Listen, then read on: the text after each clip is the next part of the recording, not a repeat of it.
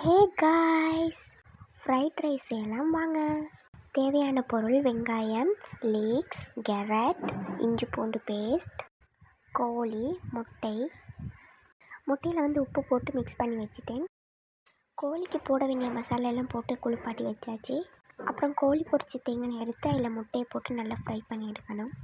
குட்டி குட்டி பீஸாக கோழியும் பிச்சு எடுத்துக்கலாம். சுட்டரிச்சு கையை எவ்வளோ தேங்காய் பாருங்கள். அதுக்கப்புறமா கோழி பொரிச்ச எண்ணெயை ஊற்றிட்டு இஞ்சி பூண்டு பேஸ்ட்டை போட்டு நல்லா பொரிய விட்டுட்டு அதிலே சீரகத்தையும் போட்டு பொரிய விடணும். அதுக்கப்புறமா வெங்காயத்தை போட்டு நல்லா வதக்கிட்டு வெட்டி வச்ச கறிக்கு தானே அதையும் நல்லா குட்டி குட்டியாக வெட்டினத்தையும் போட்டு நல்லா வதக்கிட்டு அதுக்கப்புறம் லீக்ஸையும் போட்டு நல்லா வதக்கணும். லீக்ஸ்லேயே மசாலா ஒரு கரண்டியும் போட்டு மிக்ஸ் பண்ணிட்டேன். அதுக்கப்புறம் உப்பு, மஞ்சள், மிளகு தூள், கொச்சிக்கத்தூள், இடித்த கொச்சிக்காய் எல்லாம் போட்டு நல்லா வதக்கிட்டு முட்டையும் போட்டு பொரிச்ச கோழியும் போட்டு மிக்ஸ் பண்ணால் ஃப்ரைட் ரைஸ் ரெடி. இந்த வீடியோ பிடிச்சா லைக் பண்ணுங்கள். பாய்.